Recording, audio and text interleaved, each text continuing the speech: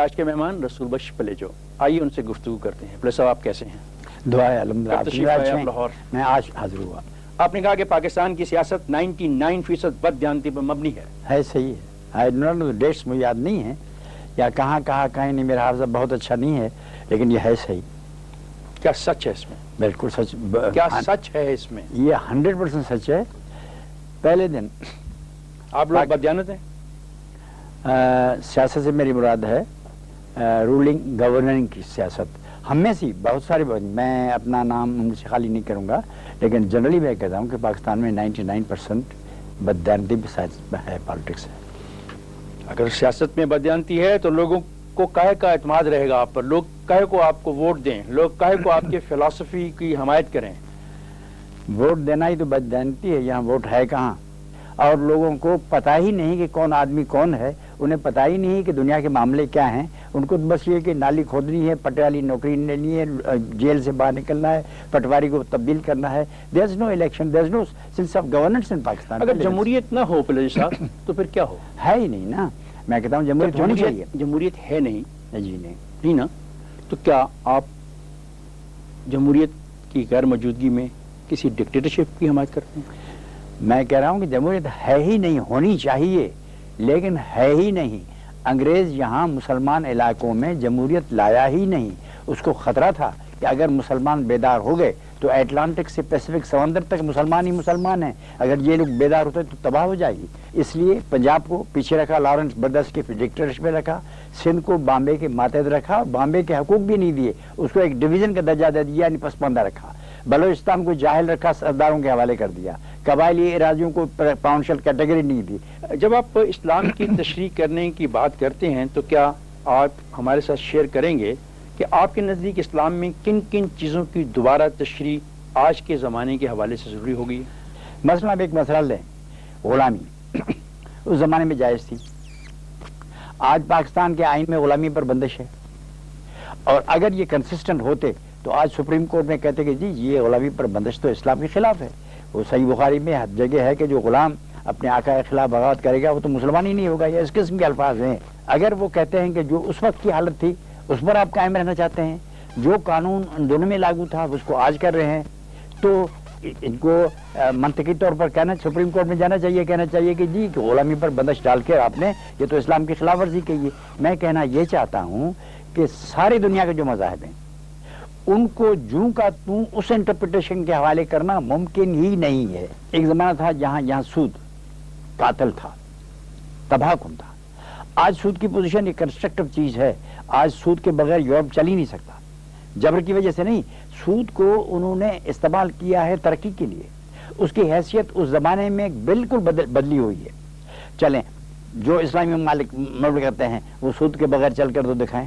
آپ نے کہا کہ قیام پاکستان سے لے کر اب تک کے تمام پنجابی حکمرانوں کو 25 مرتبہ پھانسی نہ دی گئی تو پاکستان زیادہ عرصے تک قائم نہیں رہے گا۔ آپ مجھے کوٹیشن آپ بتائیں گے، کیونکہ میں ذرا وکیل ہوں۔ I would like to see the exact quotations۔ جی یہ ہے سر ثبوت، یہ ہے آپ کا بیان، یہ آپ دیکھ لیجئے اور آپ پڑھ لیجئے۔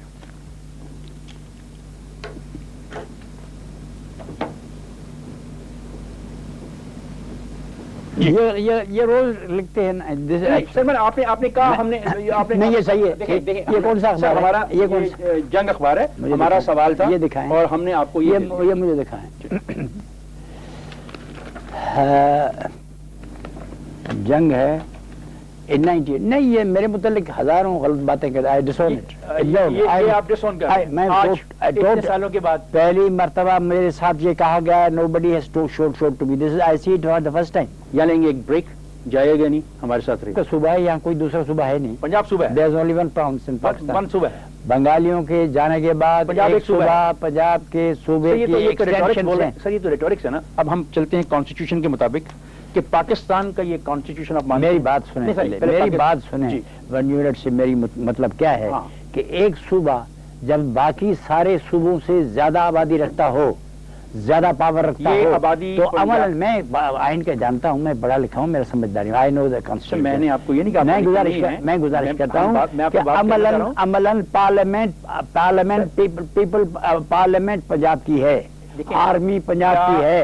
کیا جب آپ مجھے میں اقتدار کی بات کر رہا ہوں جی دیکھیں فارمیلٹیز کی بات نہیں کر رہا ہوں, عملاً ساری پارلیمنٹ پنجاب کے کہنے پر ایم آر ڈی کی تحریک میں آپ کس آئین کی بحالی کا مطالبہ کرتے رہے؟ وہ تھا 1973 کا. 1973 کے کانسٹیٹیوشن میں پارلیمنٹ کی کمپوزیشن کیا ہے؟ پارلیمنٹ کی کمپوزیشن یہی تھی. 1973 کی کانسٹیٹیوشن کے تحت پاکستان کی پارلیمنٹ میں اکثریت کس صوبے کو ہے؟ پنجاب میں. اگر پنجاب کو اکثریت ہے تو ایم آر ڈی کی تحریک آپ نے پاکستان کے اس آئین کے خلاف کیوں نہیں چلائی؟ اس آئین کی بحالی کے لیے کیوں چلائی؟ اس آئین کی بحالی کے لیے اس لیے ہم نے چلائی کہ اس سارے تجربے کے بعد پنجاب کے حکمران اس طرح دہشت گردی نہیں کریں گے جس طرح آج کر رہے ہیں. ہمیں آج تجربہ ہوا ہے کہ یہ ایک صوبہ کبھی نہیں سدھرے گا, یہ آرمی جنرلز کبھی سدھریں گے نہیں. ہمیں جو تجربہ ہوا ہے کہ اس کی روشنی میں ابھی 1970 کے بعد آج تک جو ہوا ہے 30 برس تک ان لوگوں نے اس آئین کی دھجیاں اڑا دی. پھر ضیاء الحق آیا, اس نے اس کو پھینک دیا. اور ایم آر ڈی کی تحریک کب چلی؟ ہم کہتے ہیں ایم آر ڈی کی تحریک کب چلی؟ 1983 میں. 1983 تک آپ اس آئین کی بحالی کے لیے جدوجہد کرتے رہے؟ بالکل. کیا میں پوچھ سکتا ہوں کہ 1983 کے بعد ایسا کون سا واقعہ ہوا کہ آپ اس آئین کے خلاف ہو گئے ہیں, اس آئین کو تسلیم نہیں کرتے ہیں, اس آئین میں طے شدہ جو قانون ہے ان کو ماننے کو تیار نہیں ہے, اس آئین میں طے شدہ جو اسمبلی آپ اس کو ماننے کو تیار نہیں ہے؟ وہ کون سی وجوہات ہیں ہمارے ساتھ شیئر کریں. میں یہ بتانا چاہتا ہوں کہ اس کو ماننے کے لیے تیار نہیں ہے, یہ غلط ہے, کیونکہ یہ ہمارا فرض ہے کہ جب قانون کوئی ہو تو اس قانون کی ہم پیروی کریں گے جب تک دوسرا آئے گا. ہم undeclared colony of American imperialism ہیں, شروع سے آج تک تھے, آج ہیں, لیکن آج ننگے ہو گئے. صاحب ہمارے آدمی یہاں پکڑ کے امریکہ بھیج دیتے ہیں. دس از دا ساورنٹی آف پاکستان. صاحب جو لوگ آپ کہتے ہیں اسے اٹھا کے گرفتار کر کے باہر بھیج جا رہے ہیں وہ اس آئین کی وائلیشن ہے نا؟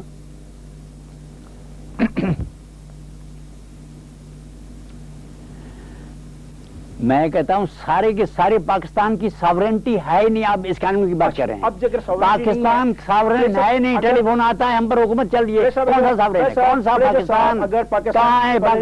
اگر پاکستان ساورن کنٹری نہیں ہے تو کیا اس کو ساورن کنٹری بنانا آپ کا کام نہیں ہے؟ آپ کو اس کانسٹیٹیوشن پہ پاکستان کی 73 کانسٹیٹیوشن ہے. میں یہ جاننا چاہتا ہوں آئی میں کانسٹیٹیوشن رائٹ اس کو دفن کر دیا گیا, قتل کر دیا گیا. یہ کتاب کی چوپڑی آپ کے ہاتھ میں کیا کیا جائے؟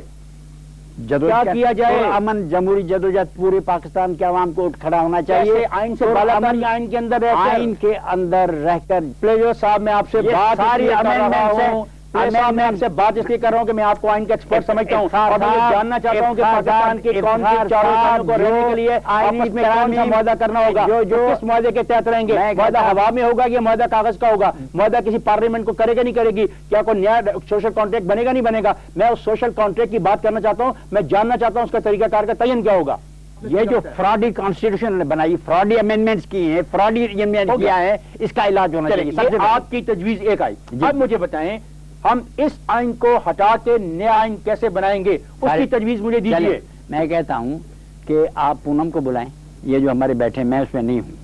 آپ پونم سے کیوں لگاؤ گے؟ میں اس لیے ہوا کہ وہ ہمارے سندھ کے پانی کے مسئلے کو حل نہیں کر رہے تھے. باتیں کر رہے تھے, میٹھی میٹھی باتیں, چکنی باتیں سندھ میں. وہ آپ چکنی باتیں کرنے والے بلا رہے ہیں آئین کے لیے؟ نہیں, آئین ان کی پوزیشن صحیح ہے.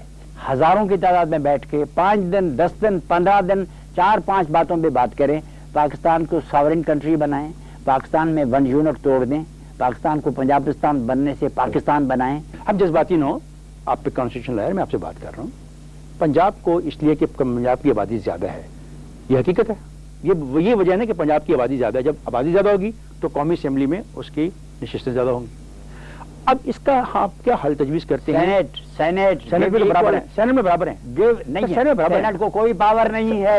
ہم ایک اور بات پہ جا رہے ہیں. آپ کو پاکستان کے کام کو ایک کرونا بنا دیا. سر ہم ایک اور بات پہ جا رہے ہیں. اب دیکھیں, سینٹ از پہلے میں یہ جاننا چاہتا ہوں ایک نئے آئین, سینٹ کو بلز پاس کرنے کا, فائنینشیل بلز کا اختیار ہے. سینٹ کو پاور بنائیں, سب کو ایکول نمائندگی دیں, فاٹا شاٹا کو نکالیں. تو آپ ایسے ادارہ کریں, بیٹھیں جہاں آپ کے بہترین کانسٹیٹیوشن لائن بیٹھے ہیں. ہم بیٹھ کے اس کو آج کی اس ڈیبیٹ میں ایک بات ہم میرے سامنے اور آئی کہ اسلامی جمہوریہ پاکستان کے اس دستور پہ عمل کرنے کا ایک رستہ تو یہ ہے کہ اس کے اندر موجود سینٹ کو زیادہ اختیارات دے دیے جائیں. سینٹ کو ہے ہی نہیں اختیار, ڈمی ہے. چلے اختیارات دے دیے جائیں. یہ فاٹا شاٹا, یہ جو نمائندگی کے فراڈی طریقے ہیں وہ ختم ہو جائیں. آپ نے کہا کہ سینٹ کو بااختیار ادارہ بنا دیا جائے. اب سوال ہے کہ جنرل ورنر سے غصہ ختم کر کے ہم بات کریں کہ ایک نئی